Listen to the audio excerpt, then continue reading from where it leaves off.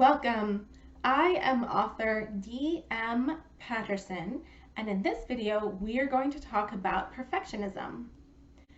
Perfectionism is that drive to not accept anything below the standard of perfection. I'm going to refer to this drive and the voices inside the author's head that keeps telling them they are not reaching that level of perfection as the inner critic. I've thought up a metaphor, which hopefully will be as clear to you as it is to me in my mind. So when we come to a street, there is an inner voice inside us that says, stop and look both ways. And that's something that is ingrained in us as children. When those who are watching over us say, stop, make sure you look both ways before you cross the street because you don't want to step in the way of danger. I want to say in this metaphor that your inner critic that is telling you to stop is kind of like that voice that is telling you to stop and look both ways. It's okay to listen to it. It's there for a reason. Your inner critic isn't something that should be shut off entirely, and you shouldn't ignore it completely, because you do want it to be able to tell you to stop, and you do want to learn how to listen to that voice and say, yeah, we should probably consider this, we should probably move things around. Where it becomes an issue is when your inner voice says stop and you don't keep going. If your inner critic says, I need you to stop because I don't know how long this journey is going to take.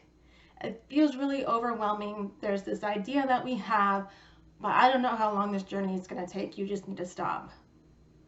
Or your inner critic says, stop. I know there's construction along the way, which in this metaphor would be editing. So I know there's construction along the way. I don't know how long it's going to take to get through all that construction. It's going to be hard to navigate, and it may not end up looking like what we want it to. So that's going to be really difficult, and I'm not sure if we want to even cross this street. Or you need to stop because even if we get through this construction, look at all the people who are walking with us, which in this metaphor would be all of the other writers. So we've got all these other people walking on this journey with us, trying to cross these streets, trying to navigate this construction. Who's going to care about my personal journey? How am I going to stick out when there's all these other people walking with me? So for when to not listen to your inner critic, number one would be when you're first starting out. When you are first starting out your idea, whether it's to sit down and just start writing it, or you're writing your outline, or however it is that you start out your projects, that is not the time to let your inner critic be shouting at you to stop.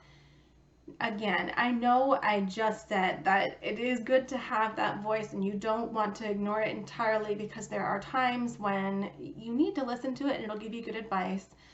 But unfortunately, when we sit down to start something from the very beginning, that's when the inner critic seems to be shouting the loudest, and a lot of times that's when we stop because there are so many overwhelming thoughts.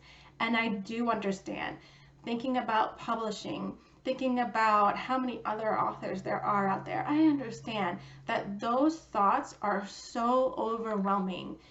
But if they are keeping you from continuing to start and get that outline written or get the first chapter written, however you organize starting out your projects, then you need to turn that volume off. You need to mute it. You need to say, hey, you know what? Now's not the time to be yelling at me. I need to get this going. Number two, I would even say that you should probably keep your inner critic either muted or turn up the volume just a little bit when you're going through your first draft. When you're still very vulnerable at the very beginning of that creative project, the amount of self-doubt that can creep in and that amount of frustration when your inner critic says, yeah, these first few chapters are not perfect, and you're trying really hard to focus on just getting those first few chapters to perfection, that can start a very frustrating spiral downward where you can't move on past those first few chapters because you're stuck in a loop of making the first few ones perfect because your inner critic is telling you it has to be perfect before you move on. When you're still vulnerable, when you're still trying to sort things out, that inner critic, the volume needs to be pretty low. You need to still be able to get it out. You need to be able to be more comfortable with what you're doing before you allow that, hey, this isn't perfect voice to come in. The third time, then you should mute or turn down that inner critic's voice really low is anytime that inner critic has made you stop. So this could be even when you are deep into the project, you have many chapters written, you're really comfortable with how things are, but then that inner critic shows up and you're stuck. Oh, I gotta make room for Sasha, girl. Hi, Sasha. Hello. Say, I don't know what you're talking about. I am the epitome of perfection. So you say, what am I supposed to do with these thoughts and what the inner critic says during these phases of the very beginning, or the first rounds of editing, or during a time when I feel like the inner critic's voice has stopped me? What am I supposed to do? The first idea is to put those thoughts somewhere separate. Now, what I mean by that is, if you are a physical writer who likes to work with paper and ink, get another notebook that is blank and only for your inner critic thoughts. And when that thought pops up, write it down in that notebook and keep going. Or if you are somebody who works with electronics, like you're typing in a computer or something like that, open up a separate document, and when that thought pops up, type it into that separate document and then keep going. Now, the importance of this is you are still validating the thought that comes up. So sometimes if you ignore something, it might keep coming up and coming up and coming up until you're like, okay, I got it. If it pops up and you are in that phase of trying to get your first draft written, putting it somewhere different might help. And writing it down as a way of saying, yes, I've got it, okay, I'm going to validate the fact that you thought this, I'm going to put it over here, and then I'm going to keep moving on. The second way of handling these inner critic thoughts that pop up would be to, if you are doing, ink and paper, write it off to the side in the margin.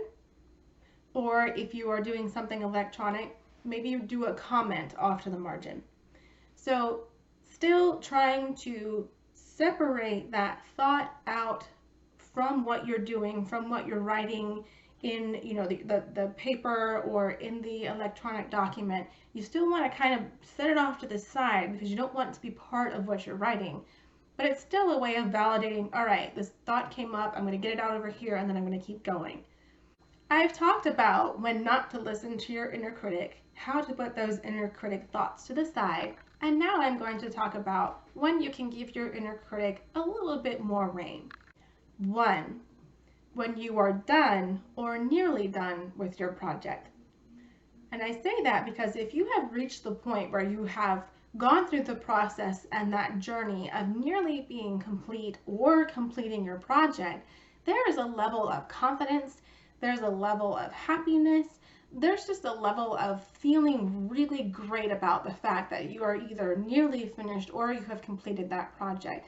And I believe that level of confidence will help you as you go back through the revisions, or as you just turn the volume up a little bit more on the inner critic. I believe, it's not always true, but I believe that at that point, whatever the inner critic is telling you, you have a level of confidence in your project by that point where you can really understand and take what the inner critic is telling you. Number 2, your second and on revision. I say second because during your first revision, when you're going back through something that you've just written, you're still pretty much at that vulnerable beginning stage. But the second time, and then however many other revision cycles you go through, I believe you start getting a lot more confidence in your writing. You're a lot more comfortable with where you're going. You have a lot more ideas in your mind, and it feels a little bit more solid. The third time, I would say it's okay to listen to that inner critic and maybe even turn the volume up a little bit more, is when you are at a place of confidence where you feel like that inner critic isn't going to stop your process. So if your inner critic pipes up during your very first draft or during that first review, when I would say it's probably better to turn it down a little bit or just write those thoughts off to the side and keep going. But if your inner critic has brought something up that you feel like is very valid, very important, and it's a quick fix, you are confident that you can validate whatever that thought is, that you can fix whatever needs to be fixed quickly, and it won't stop your momentum, then yeah, go ahead and listen to it. There's nothing wrong with wanting your project to be perfect. Everyone does. It's natural to have that level of perfectionism. It's natural to want that piece to be the New York Times bestseller. It's natural. It's all perfectly normal. And that inner critic is trying to help you reach that level. I hope that through this video you can understand that there are ways that you can tame it enough so that it's helping you, because that's what it's trying to do, but it's not stopping you. Hopefully this video was encouraging to you. I would love to hear how you deal with your inner critic. If you would like to comment below. I have decided at the end of some of my videos to do a support section. And what I mean by this is I want to bring some books in that my friends have published, or bring some attention to some friends who are creators and things like that, or have small businesses.